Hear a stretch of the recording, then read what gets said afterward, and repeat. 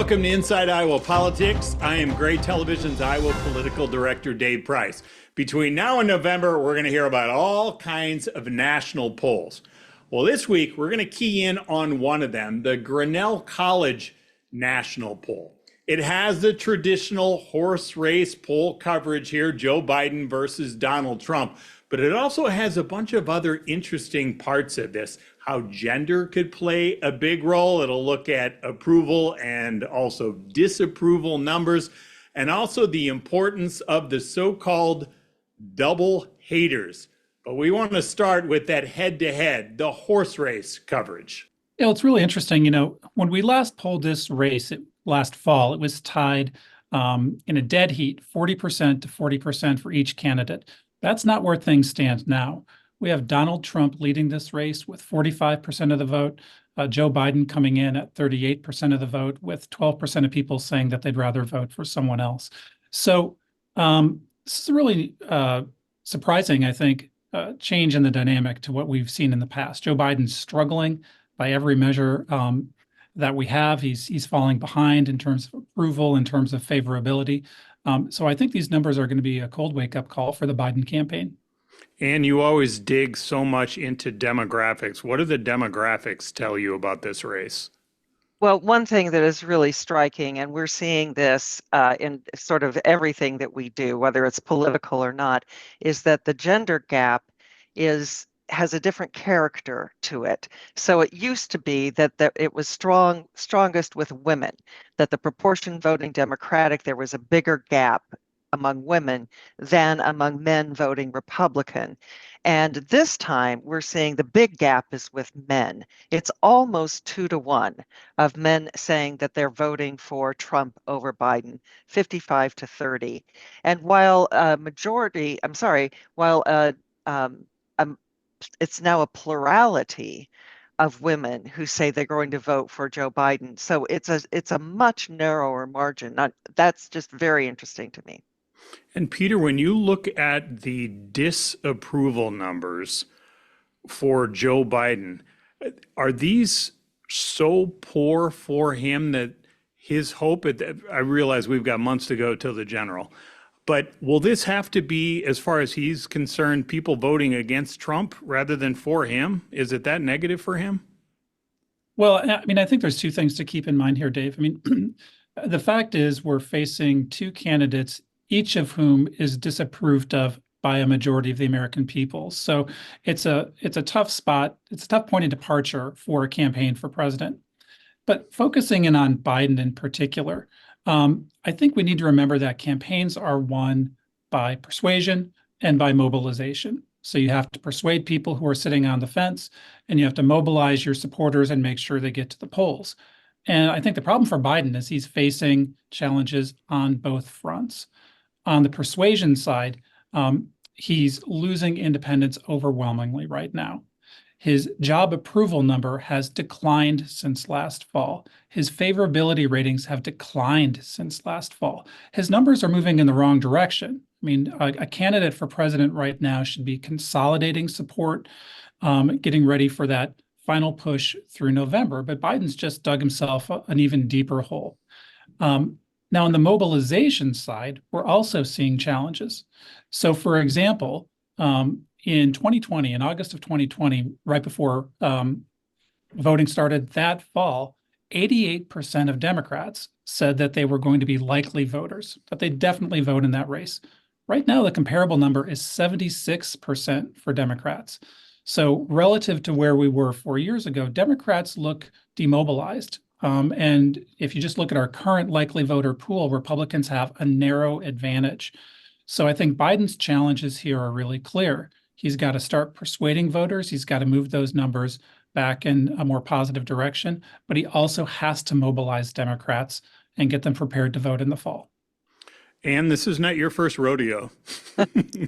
You have a few polls to reflect upon over your years doing this. And I'm curious, when you were looking at these results and seeing in particular the independents, can you tell us anything overall what your experience tells us about an incumbent who struggles this much with independence? It's actually not that unusual for candidates to struggle with independence. They are among the least likely to indicate they will definitely vote. And we know from here in Iowa, what we can look at the Secretary of State's website and see that in fact that's true. They simply do not show up. So it's hard to get too concerned about what's happening with independents because by definition, they're flaky. They shift with the winds, and I'm sure each individual has a good reason for what they're doing, but as a group, we would call them unreliable.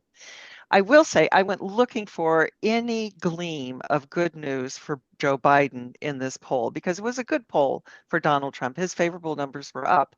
But the one thing I found is among a group that pollsters are now referring to as the double haters. That is, when we ask how favorable do you feel toward each of these candidates, they're unfavorable to Joe Biden and they're unfavorable to Donald Trump. Now, it's not a terribly big group. It's about 11% of our sample, but they go for Biden by just a little bit. And by a little bit, I mean it's like 17% for Biden and 14% for Donald Trump. And I know you're asking, where's the rest of the 100%? So most of those are saying they want to vote for someone else. And that, I think, is the card to be played out, which is what's happening, if anything, with third-party candidates and from whom are they going to draw support.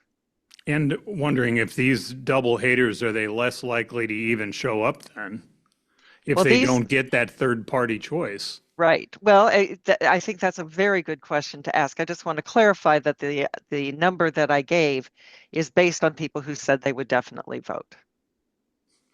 Peter, what other numbers stick out to you looking at this presidential? Well, again, I think about this mobilization challenge that Joe Biden's facing, and um, one of the challenges I think he has to do with the current policy toward the war in Gaza, right? This is a big issue for Democratic voters. It's dominating the headlines. This crisis has been terrible from the day it unfolded. But we asked our respondents what Israel's best course of action would be in Gaza, which course of action they preferred. Should Israel negotiate a permanent ceasefire, even if Hamas remains in power, or should it fight on until Hamas is destroyed? Now, just as a reminder, Israel has said it's going to fight on until Hamas is destroyed. It's resisting a ceasefire. And what we found is that there's an enormous partisan split on this issue. Democrats overwhelmingly want Israel to negotiate a ceasefire, even if Hamas remains in power. And the problem this creates for Joe Biden is that his administration has been strongly supportive of Israel. It's been supplying arms. And as many cautions as they're giving the Israeli government right now, as much as they're telling it to slow down, the war's continuing. And that's just not what Democratic voters want to see. They want to see Biden put this to a stop. They want him to take stronger action, I think, against Israel. And and uh, and they're impassioned about it, right? So I think you can look to Michigan, where there's a strong protest vote in the Democratic primary against President Biden. There's been other campaign events where people have stood up to talk about this. It's just going to be really hard, I think, for President Biden to really mobilize Democrats as long as they're unhappy about a major issue like this. And we talked a lot about President Biden. What about the former President Trump? You talked about the strengths that he has with men. It's a closer gap with women. But as you look at some of these numbers, as you dig into this, where do you see the bigger challenges for Trump? You know, he does well in his favorability numbers. Let me sort of look at some numbers while we're talking here. He still has 50% say they feel unfavorable, but his favorable number has improved by about 8 points. Is my math right here, Peter? That looks right. From last October, when we were taking a look at that, the people that he draws, the people who like him, tend to be the groups that you've heard of before: people without a college degree, men, people who live in rural areas, and evangelicals. And so that's consistent no matter what state I'm polling in. So there are some states that don't have the strong evangelical community that we have here in Iowa, but they're strong even at the national level. And the erosion with women is just can't be overstated. That Joe Biden, that's how he got into office, was women, and in particularly suburban women. And suburban women has show a loss in terms of what Biden is used to attracting there too.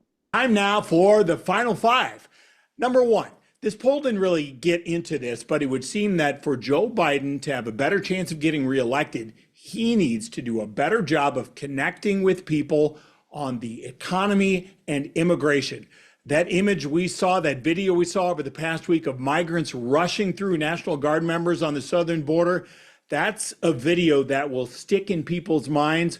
We'll see what the president does to address that situation down there. Number two, we saw this AEA compromise bill that made its way through the Iowa House.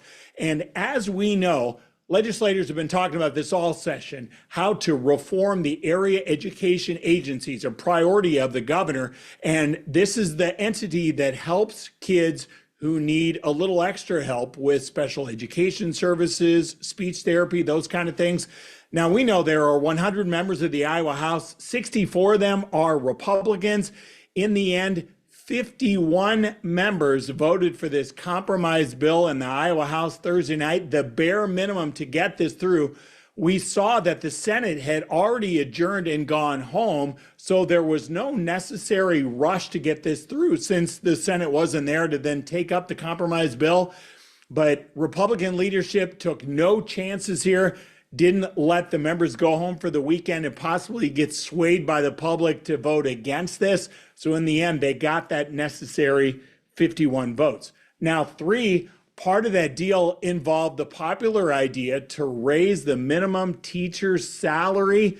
That was popular with Republicans and Democrats, and a portion of this also gives about $14 million for the para-educators, the support staff, key members of our communities to help kids.